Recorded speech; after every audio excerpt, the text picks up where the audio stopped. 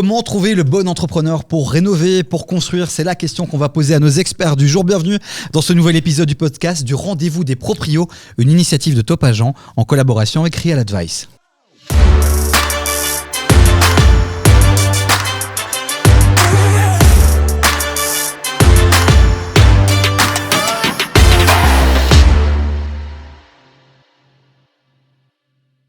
Bonjour Evelyne, bonjour Imtiaz et bonjour à notre invité du jour, Leslie. Bonjour. Merci d'avoir accepté notre invitation. Avec plaisir. Tu sais pas où t'as mis les pieds, mais voilà, que du bon pendant une demi-heure. Evelyne, oui. Comment trouver le bon entrepreneur? Je sais que le mot entrepreneur te fait rêver. Ah oui. J'ai eu récemment la petite anecdote, je n'en peux plus, il faut absolument que je la raconte. En septembre, je fais un garden staging. Donc, oui, alors j'explique. Garden, le jardin, staging, la mise en scène, dans le cadre d'une vente, c'est un peu comme le home staging, mais pour les jardins. Et donc j'avais un tout petit travail d'une heure. Et là, qui je vois arriver? Une équipe, ils étaient 5. Je les vois débarquer, je me dis tiens, pour un si petit travail, il fallait juste tondre. Mais alors, genre 25 ans, bien foutu, tablette de chocolat. Evelyne, je t'arrête. La question du jour, c'est comment trouver le bon entrepreneur pour rénover, pour construire, d'accord? Pas pour partir en date et se mettre en couple à la fin du chantier. Oui, mais justement, ceux-là, je les recommande chaudement d'ailleurs. Tant qu'on y est, d'autres anecdotes un peu sur les entrepreneurs? Bah écoute, non, pas d'anecdote comme Evelyne, en tout cas. L'entrepreneur grand poilu avec un casque, c'est pas vraiment mon type, mais sinon, des anecdotes au niveau travail, il y en a beaucoup, ouais. Et il y a de plus en plus de femmes dans ces corps de métier-là, ou ça reste toujours un peu light? Ça commence, ouais. Oui, et c'est frappant. Hein. C'est positif. Oui, on passe déjà un premier message positif. Ouais. Bravo à toutes ces femmes qui entreprennent aussi dans ces métiers dits d'hommes. Il faut promouvoir ça aussi et on le fait à travers ce podcast. Laissez notre invité une petite anecdote avec un entrepreneur ou une entrepreneur, on peut le dire aussi maintenant. Alors moi personnellement, j'ai jamais eu une entrepreneur. Ouais. C'est principalement que des hommes, mais oui, des anecdotes, il y en a plein, des problèmes, des malfaçons, voilà. Mais après, il ne faut pas généraliser. Je veux dire, c'est un métier qui est compliqué, donc c'est normal qu'il se passe des choses. Les petits tours de table rapidement. Est-ce que c'est facile de trouver un bon entrepreneur? Bon entrepreneur, c'est l'enfer. C'est l'enfer sur terre. Voilà. Non, c'est vraiment pas facile parce qu'il y a plein de facteurs qui rentrent en ligne de compte. Est-ce qu'il est bon? Est-ce qu'il fait bien son travail? Est-ce qu'il a des bons ouvriers? Donc non, c'est difficile. On m'a dit que on m'a dit que le surnom de Leslie c'était la nuance. Leslie, est-ce que tu nuances un peu ou toi aussi tu vas suivre nos amis du jour? Non, moi je pense que je vais nuancer. Il y a à boire et à manger partout, comme dans tous les métiers. Maintenant, c'est un métier qui est très technique. Il y a beaucoup de... Oui, Evelyne, je sais. Trop sympa. Allez, on a dit qu'on disait les vraies choses. Et donc, je pense qu'il ne faut pas... voilà. Mais effectivement, c'est vrai que souvent, on a des problèmes. Pour démolir l'argument de Leslie, je tiens à souligner que les chantiers sont une des premières causes de divorce. Ça oui, c'est catastrophique. C'est les chantiers, déjà, c'est à tel point que les agents immobiliers, quand les gens achètent pour rénover, alors nous en général, on leur déconseille. Parce que si tu as des copains en tout cas qui veulent l'acheter pour rénover, surtout pas, tu vas laisser ton mariage. Ou alors tu fais un contrat en béton. Non, c'est vrai, c'est un fait avéré. Non mais là on fait on fait du hors piste là. Là on est mais bon, c'est important de le préciser. Oui. On fait quoi alors? On met des caméras partout, Non, moi je pense qu'on laisse l'homme agir et la femme n'a rien à dire. C'est plus facile comme ça, non? Ou alors on va biper ça. Évidemment on rigole. Non, c'est excellent. Le bout en train de la bande. Davy, j'ai une technique avec mon mari, c'est qu'on fait bon flic, mauvais flic. C'est très important ce que tu dis, c'est-à-dire qu'il y en a un qui doit être l'allié de l'entrepreneur, souvent l'homme, et l'autre, souvent la femme, la chieuse. Ouais. Donc moi, en général, quand les entrepreneurs me voient arriver, je dis elle va encore faire son scandale. Ouais. Alors que mon mari est le sympathique. Et sa technique bon flic, mauvais flic, qu'on l'a pas inventée, elle marche d'enfer. Elle marche bien. Je faisais exactement la même chose avec mon frère. On faisait exactement pareil. Tu faisais l'homme ou tu étais la femme? Non, moi je faisais l'homme, lui faisait la femme. Mais ça, si vous voulez. Leslie, je t'avais prévenu. Oui, tout à fait, je vois. On a deux acolytes qui ont leur personnalité. On va quand même revenir maintenant sur le cœur de la question, qui est comment trouver un bon entrepreneur pour rénover, pour construire, pas pour passer une nuit torride. Evelyne, moi, je suis désolée. Comment on fait? C'est compliqué. Il y a beaucoup de monde sur le marché. Comment on fait pour filtrer? Quelles sont les questions qu'on doit se poser? Les réflexes à avoir? Balancez tous vos conseils. Vous êtes là pour ça. Bien, je pense que le bouche à oreille est une très bonne méthode parce que ça permet au moins. Oui, voilà, tout à fait. Ça permet au moins d'avoir un avis de quelqu'un qu'on connaît, et donc quelqu'un qu'on connaît, c'est la confiance, et donc avis positif va faire qu'on va se diriger peut-être vers cette personne. C'est vrai qu'on très vite on va aller sur Google Alors qu'au final, il suffit parfois d'appeler quelques amis.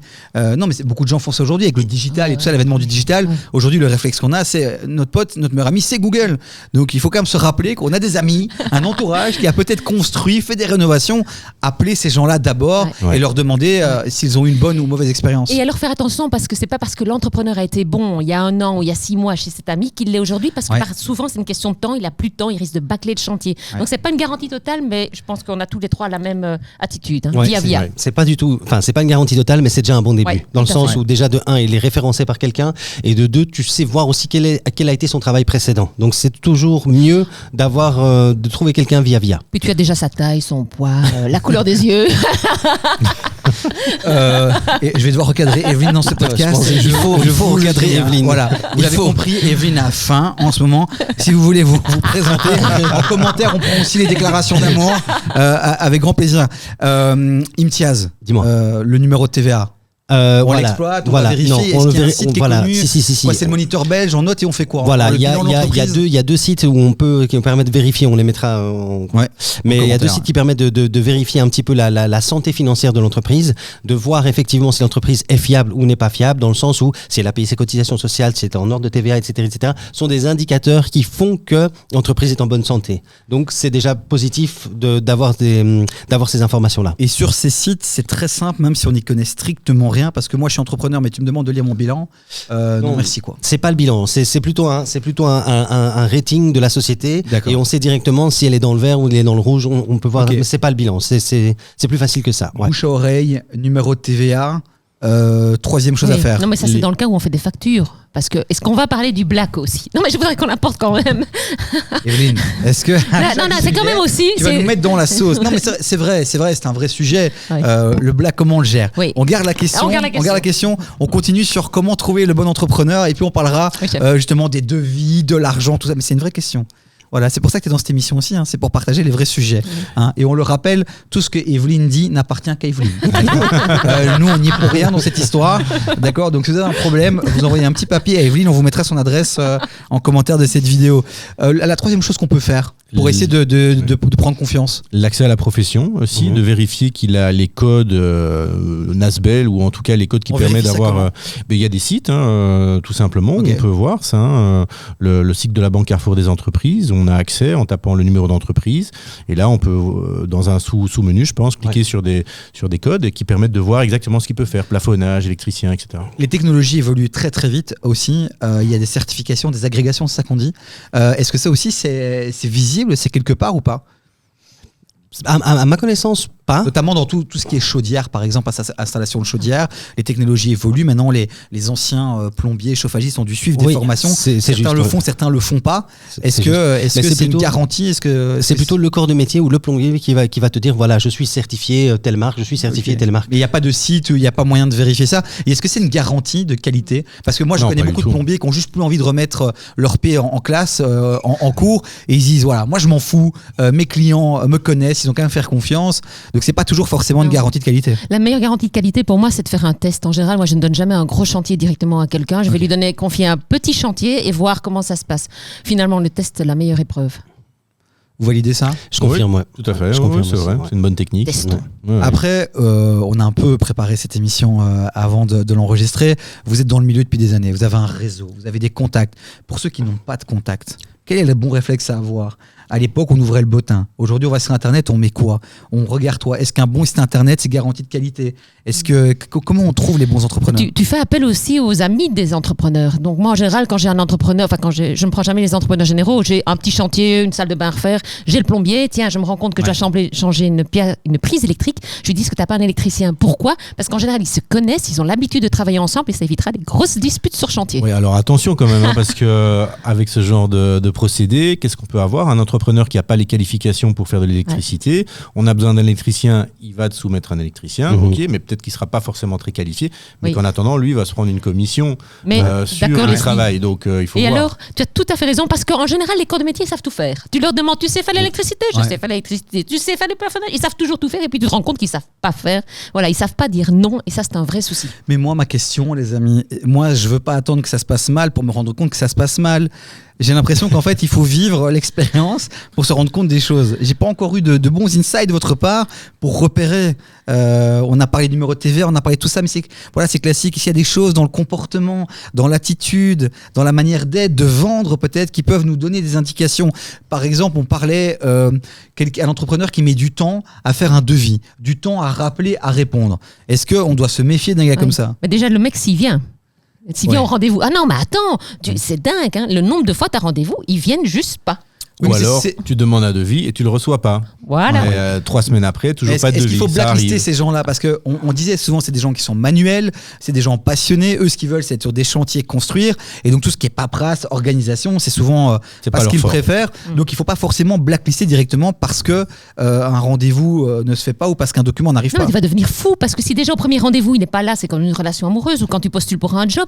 Mais alors, imagine après, quand il aura le contrat, tu vas devenir dingue. Ok, donc pour toi, ça, c'est un filtre. Un rendez-vous, un document que j'attends, tu me dis dans 24 heures j'ai un papier, je le reçois pas, pour toi c'est blacklisté.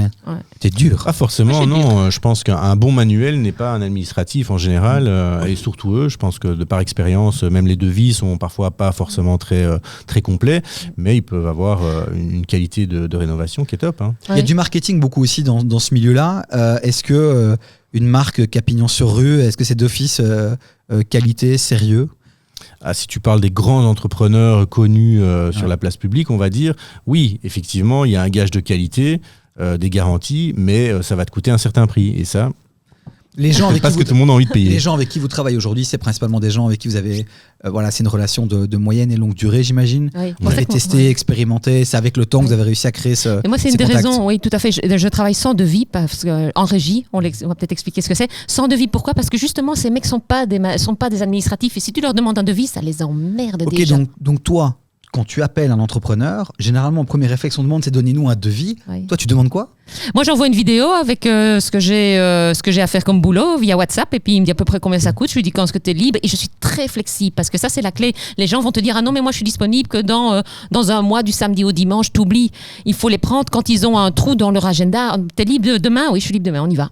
Et ça, c'est la clé, mais d'où la disponibilité. C'est vrai qu'ils sont très occupés parce que parfois, ils ont plusieurs chantiers. Ouais. Et donc, même quand tu signes un chantier avec un entrepreneur, mais il va être là et puis pendant 2 jours, des fois, il n'y a plus personne. Et en fait, ils sont sur un autre chantier. Donc, ça peut poser des problèmes. Restons sur ton plan régie, Evelyne, qu'on comprenne bien. Donc, tu fais ce rendez-vous, tu rencontres le gars, c'est super. Et quoi? Tu lui dis quoi? Tu lui dis en combien d'heures tu fais ça? Ah non, mais je ne vois même pas le gars. Hein. Non, une fois que j'ai une relation avec eux, déjà depuis quelques temps, je ne vois pas le gars. Il m'envoie ses hommes et on compte les heures. Et par contre, je compte toujours un supplément d'avance. Je sais qu'on aura des surprises. Ça, c'est inhérent au chantier. Mais demander à un entrepreneur de se déplacer, ça coûte. Il n'a pas le temps. Mais donc, avec la technologie, aujourd'hui, il faut être pragmatique. Donc toi, d'expérience, tu as fonctionné avec devis, tu as fonctionné avec un tarif horaire et un nombre d'heures, et tu restes sur cette méthode de travail. Ouais. Okay. Moi, je suis pas du tout d'accord. Non, moi non plus, je suis pas d'accord. Ça m'aurait étonné. Nous, on commence à les connaître, nos amis ici. Mais pourquoi tu es contre cette technique-là? Non, moi, alors je comprends les moyens digitaux et tout, c'est super. Non, moi, l'entrepreneur, il doit être là. Je dresse à l'avant une liste des postes au moins un minimum qu'il doit faire. Il doit avoir cette liste. Et puis après, sur place, on voit des différents points. Attention, c'est pas pour ça qu'il y aura pas plein de surprises. Hein, on adore ça. Mais au moins, c'est cadenassé, c'est cadré. Et moi, je paye par poste, je paye pas à l'heure. C'est pas lié au fait que tu fais des gros chantiers? Alors, les plus gros chantiers sont peut-être plus compliqués, oui. Donc, je préfère savoir à l'avance quel va être le budget plutôt que de travailler à l'heure. Mais pour un chantier 10 000 €, tu travailles aussi comme ça? Oui, moi, c'est par poste, vraiment. J'ai eu une expérience avec un entrepreneur où j'ai travaillé à l'heure et pour le moment, c'est en procès. Je confirme aussi, je confirme ce que Leslie dit, je suis tout à fait d'accord avec ça dans le sens où il faut travailler avec par poste et au forfait, mais il faut aussi avoir un devis détaillé parce que c'est très important que tout soit bien repris correctement et pas que ça, j'avais pas dit, ça, c'était pas prévu et après, on a supplément sur supplément. Donc ça, c'est pas l'idéal non plus. Tu dis que tu es en procès maintenant. On va pas parler non plus 10 ans de ça, mais c'est important parce que c'est une manière de négocier auquel on pense pas forcément. On a tellement été habitué à cette demande de devis détaillés, etc. Tu es en procès pourquoi? Pour des dépassements, tout simplement. Qui étaient exagérés. C'était très exagéré, oui. Et puis des coûts des matériaux qui sont gonflés, beaucoup d'heures qui sont prestées par des hommes qui n'était peut-être pas là, certainement. Et donc, voilà, à un moment donné, j'ai dit stop et j'ai refusé de payer. On va se dire les choses. Est-ce que les entrepreneurs, on peut leur faire confiance? Est-ce que c'est des gens majoritairement sérieux? Ça reste des businessmen qui doivent faire du cash, qui doivent marger, J'ai envie de dire à Leslie, est-ce que c'est justement pas le jeu? Est-ce que de toute façon, si aujourd'hui tu veux un entrepreneur, il faut accepter ces divergences, à mon sens. Autrement, tu les as même plus. Mais toi, tu t'en sors parce que tu maîtrises peut-être, donc tu peux contre-argumenter, tu peux vérifier. Mais pour les gens qui nous regardent, qui n'ont pas ton expérience, c'est pas risqué de choisir ce plan-là? Puisqu'ils n'ont pas de repères, ils n'ont pas de... C'est ça où t'as pas de chantier, c'est ça où t'as personne qui vient. Et si tu commences à contester, tu finis en procès. Moi, je préfère finir à l'amiable. Alors, je pose la question différemment. L'entrepreneur, lui, préfère quoi? Le devis ou il préfère le plan de Evelyne Imtiaz, tu penses? Ils vont préférer peut-être le plan d'Evelyne dans le sens où ils sont... Le devis, il est de toute façon, il est engagé juridiquement parce que il s'engage pour un certain travail à un certain montant. Avec le plan d'Evelyne, il peut y avoir de mauvaises surprises en fait. Donc ça, moi, je le ferai pas. Ouais, ça dépend. Pas tous les entrepreneurs. Attends, moi, il m'adore. Moi, j'ai des entrepreneurs qui sont contents de travailler au forfait parce qu'ils disent au moins c'est clair pour toi et pour moi et il n'y a pas de discussion après. Effectivement, je pense qu'ils ont tous eu une mauvaise expérience peut-être en travaillant à l'heure où les gens ont contesté en disant non, c'est beaucoup trop cher, c'est pas ce qui était prévu, etc. Alors, moi, ce que j'entends, si vous êtes là, c'est parce que vous êtes des gens d'expérience, d'accord? On pense aux propriétaires, à ceux qui n'en ont pas. On s'entoure comment? Est-ce que on doit s'informer? On n'a pas le choix, c'est comme ça. C'est un projet de vie, donc à vous de vous informer pour pouvoir contrôler. Ou alors, est-ce qu'il y a des personnes, des architectes peut-être, des chefs de chantier indépendants qui peuvent prendre cette responsabilité-là de coordonner, de regarder quel est le meilleur plan? Alors moi, architecte, je ne conseillerais pas, même si j'adore les architectes, allez, c'est dit, parce qu'ils ne sont pas disponibles, ils viennent une fois par semaine. Pourquoi tu adores les architectes? Non, j'essaie de ne pas avoir toute la terre entière contre moi. Mais les architectes, ils vont venir une fois par semaine sur le chantier, dans le meilleur des cas 2 fois, et c'est pas suffisant, il faut venir 1 à 2 fois par jour. Donc ils vont pas faire ton boulot. Le boulot, il faut venir voir, il faut venir vérifier. Mais quand tu es particulier, que tu n'y connais rien, tu viens 2 fois et tu regardes quoi? Tu vois que t'as pris... On sait pourquoi tu viens, tu viens pour les mater. Non. Mais pour ceux qui veulent avancer dans leur chantier, exemple, tu vois que t'as prise, t'arrives chez toi, tu vois, là, il est 4h de l'après-midi, tu passes sur le chantier Guilleret, tu dis allez, ça avance, tu arrives et tu vois la prise électrique à 2 mètres. Là, tu n'as pas besoin d'être électricien pour te rendre compte qu'il y a un souci. Ouais, okay. Et je peux t'en citer, la douche à 1,20 m, quand même un souci. Bon, on pense quand même à tous les architectes qui nous regardent. Un architecte, Leslie, c'est que ça peut être un partenaire dans un projet de construction, de rénovation. Parce que c'est un spécialiste. Après, ça reste un artiste. Voilà. Mais ce que je veux dire par là, c'est que ce qu'on peut faire, c'est un bon cahier des charges. Si on a un cahier des charges et qui est donné à l'entrepreneur, à ce moment-là, au moins, par rapport à ton problème de prise, effectivement, ce serait embêtant de faire des interrupteurs. Ça permettrait alors de cadenasser des choses. Et si ça a été mal fait et que le cahier des charges, il est un petit peu la charte des travaux, au moins, on peut dire, non, c'est à toi de recommencer, oui, tu peux pas me le facturer. Pour faire un cahier des charges, tu dois être pro. Moi, moi, je suis une femme, donc je suis changeante. Souvent, femme varie. Donc, j'avais fait mon living, j'avais mis 8 prises électriques. J'étais motivée, j'avais tout câblé. Et puis, on est arrivé à la fin du chantier, j'arrive et je regarde mon mari, je me dis, ça ne va pas. Non, ça ne va pas. Il faut que je change l'emplacement du salon. Alors là, il est dépité, mais j'ai un mari extrêmement gentil. Je lui dis, on va mettre toutes les prises de l'autre côté.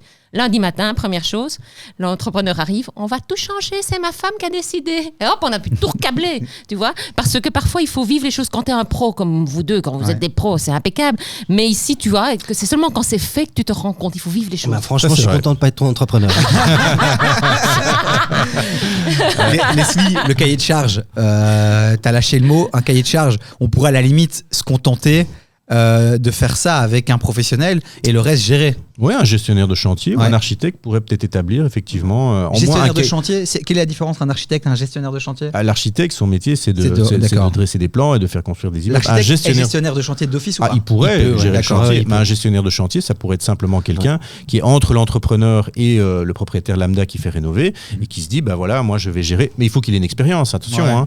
Et bien souvent, ça peut être un architecte ou quelqu'un qui est du métier. Gestionnaire de chantier, architecte, est-ce qu'il y a d'autres casquettes, d'autres personnalités qui peuvent être partenaires d'un projet pour nous garantir d'éviter de tomber dans des gros problèmes? Il y a une multitude de personnes, coordinateurs de sécurité, on peut avoir mais une série de personnes. Ils le feront jamais aussi bien que toi. Moi, je connaissais un mec, il avait installé sa caravane à côté de sa maison. Comme ça, il avait tout le temps les yeux sur son chantier, nuit et jour. C'est vrai, on n'est jamais mieux servi que par soi-même, sans être pro. Finalement, c'est du bon sens, tu vois, la robinetterie, là où tu places les choses, c'est plus que du bon sens. C'est-à-dire que l'ouvrier, en tout cas le technicien, va peut-être pas réfléchir de la même manière. On lui demande de faire ça, il le fait. Il va peut-être donner des conseils, mais certains ne vont pas réfléchir. Alors que toi, effectivement, tu vas te dire ici, mais il y a quelque chose qui ne va pas, l'ouverture de la porte, le mitigeur, non, ça ne va pas, ça ne matche pas. Et alors moi, j'aime bien discuter avec les hommes de chantier. D'ailleurs, je souligne que je parle 10 langues, donc j'exagère, mais parce que c'est une belle panoplie de langues qui sont sur place. Mais j'aime bien discuter avec les ouvriers parce qu'ils ont quand même un sacré savoir-faire. Et puis quand tu prends le temps de discuter avec eux, ils vont te faire des suggestions auxquelles tu n'as pas pensé. Voilà, parce que d'habitude, ils se taisent, c'est le patron qui a tout à dire. Et là, j'ai déjà eu des pépites. Ça dépend, ça peut être très subjectif. Ouais, moi, j'ai des pépites dans le mauvais sens. Franchement, 80% des conseils qu'ils essayaient de donner, c'était des conseils qui n'étaient pas nécessaires. Donc, non. Ouais, en fait, moi... Mais tu n'es pas blonde. Non, tu n'es pas une femme. Ce que j'entends et ce que je comprends quand même, c'est qu'il faut ne rien prendre pour argent comptant. Il faut continuellement challenger à tout niveau, quoi. Ouais. Sur les matériaux, sur les devis, sur tout. Exactement. En fait, tu dois prendre congé. Oui, mais c'est ça que j'allais dire. En fait, tu lances un projet comme ça, en fait, tu ne fais plus que ça pendant X nombre de mois, quoi. Ouais. Et c'est d'ailleurs le succès des appartements qui sont neufs, des maisons neuves. Les gens veulent plus faire de travaux. Ils ont tous eu des amis qui ont divorcé. Ouais. Mais bon, c'est avec des habitations plus anciennes que tu peux aussi faire... La bonne affaire. Voilà, et on vous invite à aller retrouver le podcast sur les investissements immobiliers à faire.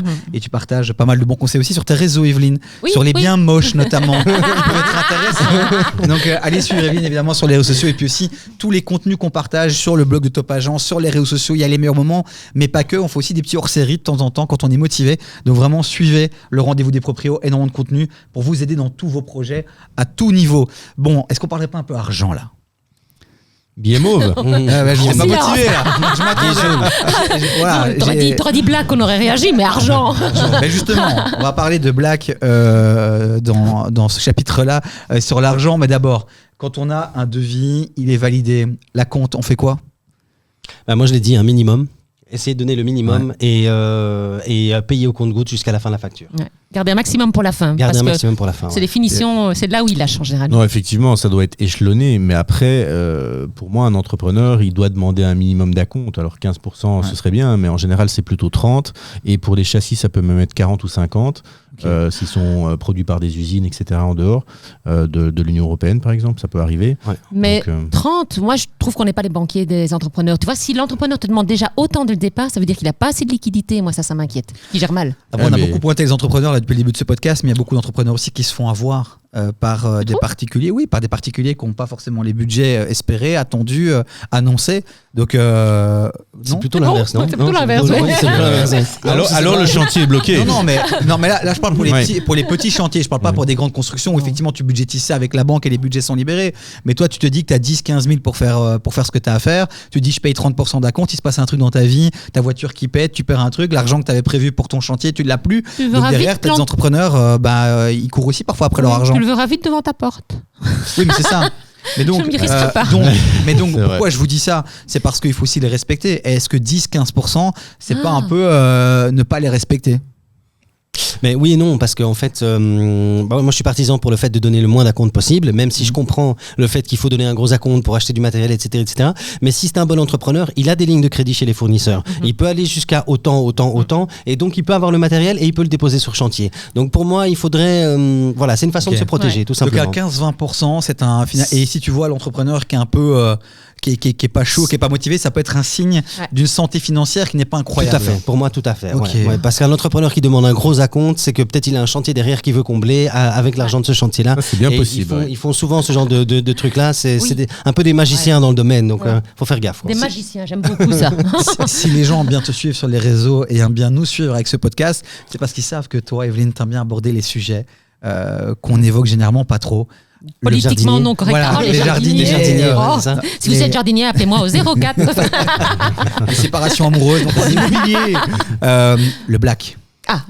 Il se passe quoi dans votre milieu, les amis ? Personnellement, je suis pas confronté à ce phénomène, mais effectivement, il existe, il est connu. Le petit billet mauve, on sait que ça va à gauche à droite, quoi. Ce serait ton surnom, visiblement. Je sais pas si vous pouvez le dire. Aujourd'hui, moi, c'est gilet jaune, pas billet mauve. Je tiens à dire que je suis pas venu en vélo et que c'est Evelyne qui m'a demandé de le porter. Hein. Pour ceux qui nous écoutent en podcast, évidemment, rejoignez-nous sur YouTube. Vous allez voir nos pépites d'experts. Voilà. Mais je confirme, oui, le black, je confirme, c'est une très grosse part du marché. On va dire beaucoup d'ouvriers travaillent au black, beaucoup d'entrepreneurs font du black, mais effectivement, ça vous couvre pas non plus en cas de litige, s'il y a quoi que ce soit par rapport aux travaux ou au paiement. Donc, il faudrait, je pense, le mieux, c'est d'éviter. Evelyne, le public attend ton avis sur cette question-là. Alors, les chers auditeurs, le black est totalement illégal, mais beaucoup pratiqué. Alors, voilà, mais le problème, c'est que si c'est illégal, il ne reste pas moins que les entrepreneurs sont attirés par ce genre de choses puisqu'il n'y a pas de taxation. Et donc, c'est parfois une manière facile d'avoir un entrepreneur avec tous les risques que ça comporte. Je suis bien d'accord.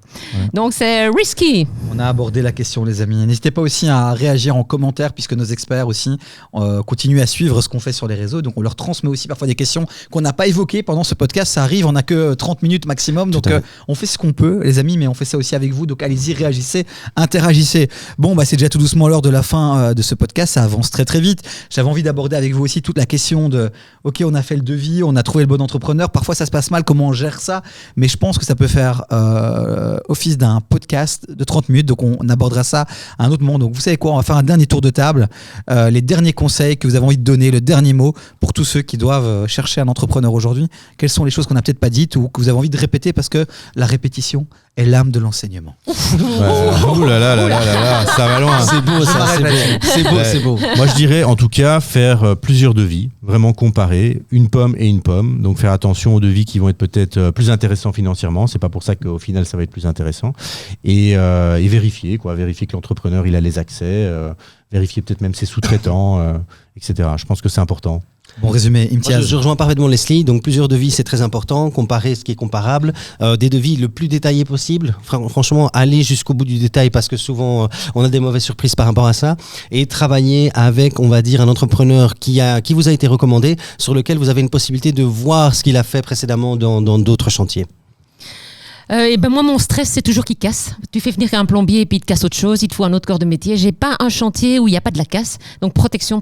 Faites-le vous-même parce que c'est pas des pros de la protection. Ok, il y a des assurances peut-être aussi qui peuvent être intéressantes ou pas c'est jamais eux, c'est jamais eux qui ont cassé. Bon les amis, on mettra aussi toute une série de liens aussi en commentaire qui peuvent être pertinents. Il y a des plateformes aussi, je pense aussi, je dis ça comme ça, mais il y avait la plateforme BobUp qui n'existe plus je pense maintenant, mais des plateformes qui permettent d'aller comparer des comparateurs un peu comme Top Agent finalement pour trouver son bon agent, trouver son bon entrepreneur. Il existe des plateformes, on mettra tous les liens pertinents en commentaire. Je vous dis merci. Evelyne, Imtiaz, à très bientôt pour un prochain podcast. Leslie, certainement qu'on aura d'autres sujets à aborder ensemble. On le rappelle, McNash Montgomery, on peut venir te faire un petit coucou. Quand vous voulez. Voilà, très belle vitrine, très beau bâtiment. Imtiaz, Evelyne, on vous trouve sur les réseaux sociaux. Imtiaz un peu moins, mais ceux qui cherchent pourront te trouver. Tout à fait. Si vous avez des questions, n'hésitez pas à aller ennuyer nos experts. Je le répéterai jamais assez. Suivez-nous sur les réseaux. On a plein de contenu à vous partager. Merci d'être de plus en plus nombreux à nous suivre. On est sur toutes les plateformes de streaming, Apple Podcasts, Deezer, Spotify. Et puis on est en vidéo sur YouTube. Voilà, on est plutôt beaux gosses. Donc allez nous suivre sur YouTube. À très bientôt pour un prochain podcast.